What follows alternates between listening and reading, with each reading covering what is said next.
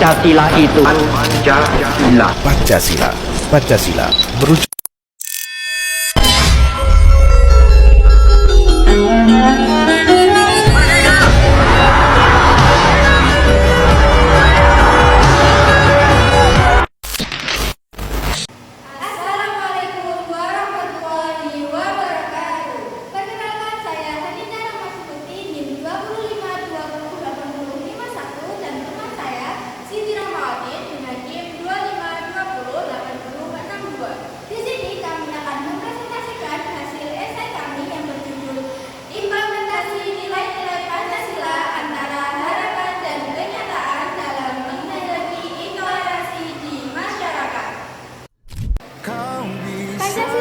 merupakan pedoman bagi bangsa Indonesia. Selain itu juga Pancasila juga dasar bagi bangsa Indonesia. Dan di mana di dalam Pancasila terdapat nilai-nilai yang fundamental yang menjadi acuan hidup bagi masyarakat Indonesia dalam berperilaku, berucap, serta bertindak.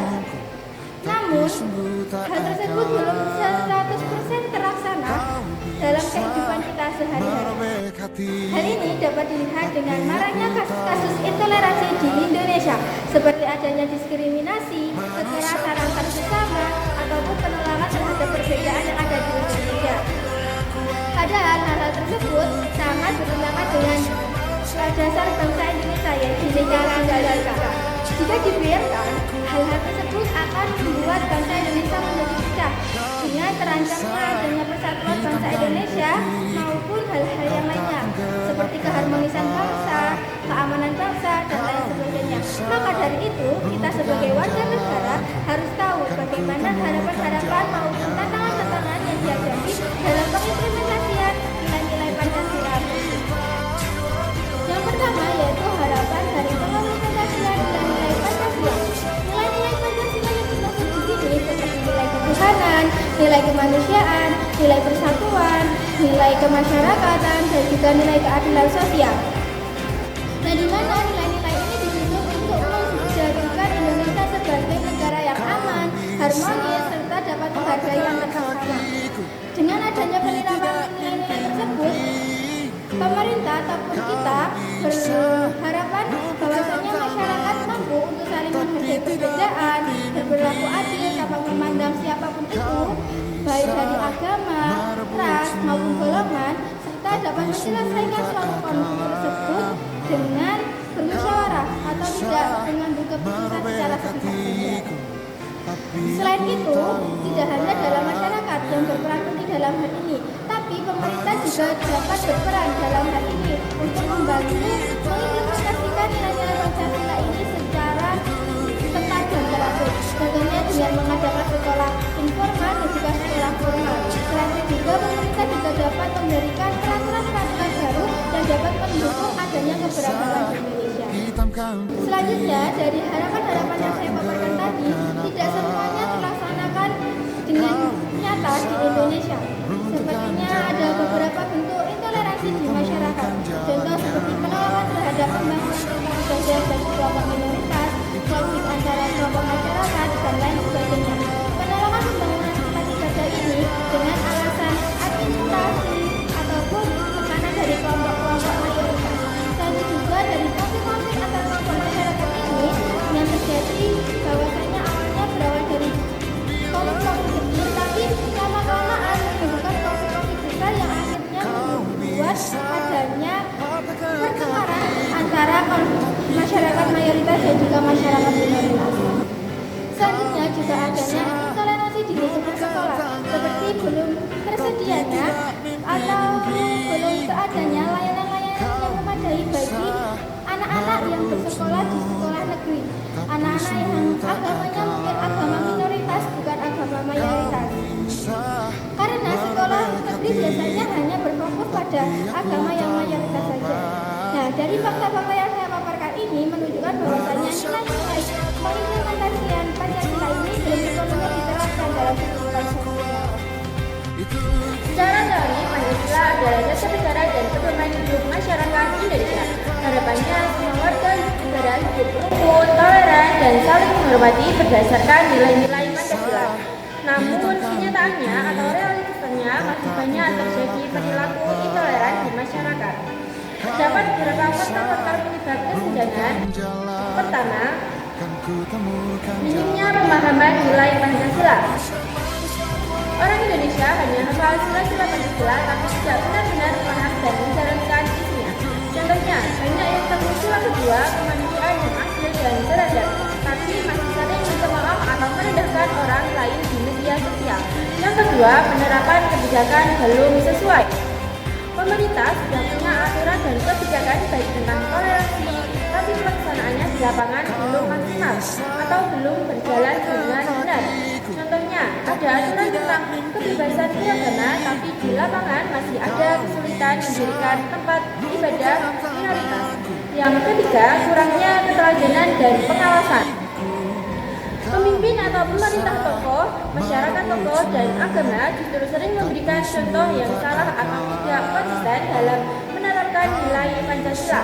Contohnya, tokoh publik melontarkan ujaran kebencian membuat masyarakat kebingungan mana yang benar dan mana yang salah. Yang keempat, yang terakhir, kesenjangan karakter di sekolah. Siswa diajari karakter baik seperti toleransi di sekolah, tapi di kehidupan sehari-hari atau praktiknya justru melihat perilaku intoleran. Contohnya, di sekolah diajarkan gotong royong, tapi di lingkungan luar dia melihat orang-orang berkelahi karena perbedaan pandangan. Relevansi Pancasila dengan realitas di Indonesia. Sila Pancasila yang pertama, ketuhanan yang Maha Esa. Harapannya, kebebasan dalam beragama terjamin. Namun kenyataannya, kebebasan beragama belum sepenuhnya tercermin dalam kenyataan yang ada. Yang sila kedua, kemanusiaan yang adil dan beradab. Harapannya, masyarakat memperlakukan kelompok minoritas secara manusiawi dan adil. Namun kenyataannya, masyarakat masih memperlakukannya kelompok minoritas secara tidak manusiawi. Yang sila ketiga, persatuan Indonesia. Harapannya, intoleransi tidak terjadi sehingga persatuan bangsa kuat. Namun kenyataannya, intoleransi memperlebar jarak antara kelompok, menciptakan konflik dan mengancam persatuan bangsa Indonesia. Dan sila keempat, kerakyatan yang dipimpin oleh hikmat kebijaksanaan dalam permusyawaratan perwakilan. Harapannya, penyelesaian konflik seharusnya dilakukan dengan musyawarah. Namun kenyataannya banyak masalah toleransi diselesaikan dengan cara tekanan massal atau tidak berdialog. Yang sila kelima atau terakhir, keadilan sosial bagi seluruh rakyat Indonesia. Harapannya keadilan sosial berjalan tanpa diskriminasi. Namun kenyataannya, jika kebebasan agama tidak dilaksanakan konsisten, maka keadilan sosial terutama bagi minoritas tidak ada berjalan baik. Untuk itu, kita memberikan solusi dan rekomendasi untuk mengurangi kesenjangan, menjaga toleransi, dan mendekatkan harapan dengan kenyataan. Diperlukan beberapa langkah strategis. Yang pertama, menanamkan pendidikan sejak dini. Mengajarkan nilai-nilai Pancasila atau toleransi, gotong royong, dan keadilan sejak anak masih sangat kecil. Contohnya, orang tua menjadi teladan langsung, misalnya tidak mengeluh tentang tetangga yang berbeda agama, sehingga anak mencontoh sikap toleran itu. Yang kedua, menumbuhkan budaya dialog masyarakat.